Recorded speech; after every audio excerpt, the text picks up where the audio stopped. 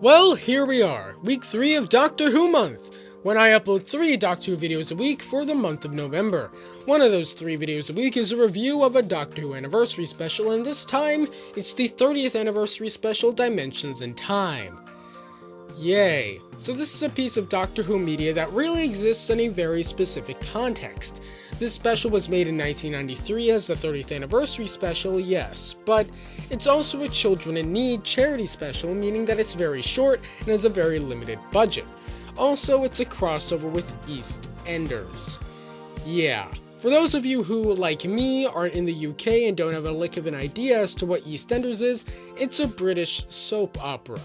So from the perspective of a Doctor Who special, the point of this isn't for it to be groundbreaking science fiction and the greatest Doctor Who episode of all time. It's supposed to be a little something to raise money for charity and to bring back as many faces as possible for the fans. So critiquing it as anything but that would be kinda dishonest. But that also wouldn't be very fun or entertaining, so let's tear this thing apart. After all, as everyone knows, you can do anything you want, no matter how deplorable, as long as you acknowledge that you know you're doing it before or during the act. But before I do, a quick shout out to the sponsor of this video, me. I just started up a page on Buy Me a Coffee, so if you enjoy the channel and want to donate some money, head over to buymeacoffee.com/ColeHershowski to donate just $5. I really would appreciate it if you did, but you're under no obligation.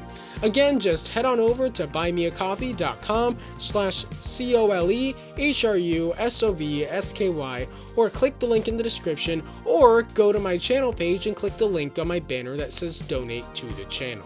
So Dimensions in Time was actually the 4th idea for a 30th anniversary special. Each idea they had kept getting shot down due to more and more restrictions. Originally they were going to do a direct-to-VHS movie called Lost in the Dark Dimension, which I talked about in my video The Doctor Who Movies That Never Were, but that fell through due to budgetary restrictions and that BBC One controller Alan Yentob bought the rights to broadcast the special on BBC One, meaning they now had to comply with standards and practices. This led to an idea for a shorter special called Destination Holocaust, but it was tossed because the special became Children in Need, which meant budget was tighter and they weren't allowed to make it too violent. Then another idea called The Endgame was dreamt up during a time when it had been decided it would be a crossover with EastEnders, but there were rights issues that meant that idea was in jeopardy. I talked about Destination Holocaust and The Endgame in my video 5 cancelled Doctor Who anniversary specials. This legal issue got sorted out, however, and we got Dimensions in Time.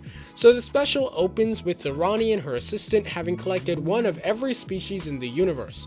The only thing that remains is a human, but the Ronnie is worried about the Doctor trying to stop her from getting a human, so she traps him in a weird time loop thing.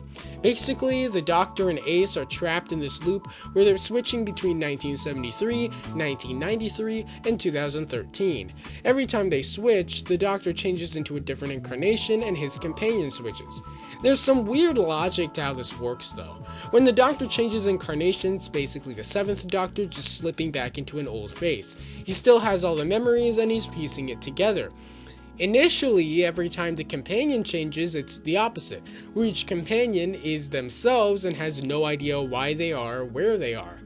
But as the special goes on, it becomes more like it's still Ace, just inhabiting the bodies of previous companions. So eventually, the Doctor and his companions start to figure out what's happening, and the Ronnie must stop him, so she unleashes every monster she has locked in her TARDIS. You know, now that I think about it, I don't think we ever find out why the Ronnie actually needs one of every species.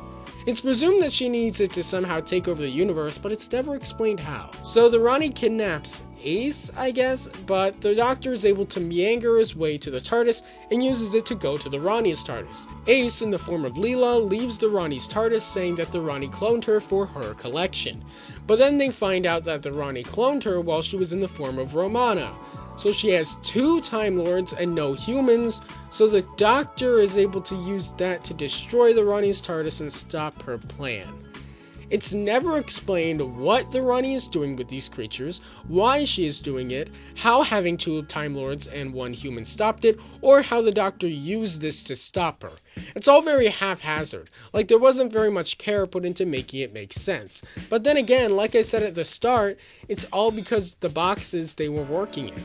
The point of this was to have as many Doctor Who and EastEnders characters cameo as possible, and it didn't really matter what the story was. This kind of led to this story being ostracized and abandoned by fans as no longer canon, and I don't blame them.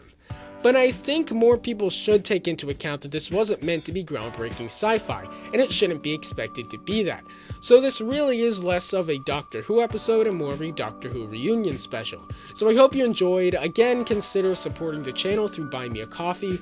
Don't forget to subscribe for daily videos on the franchises you love, including 3 Doctor Who videos a week in the month of November. And I'll see you tomorrow.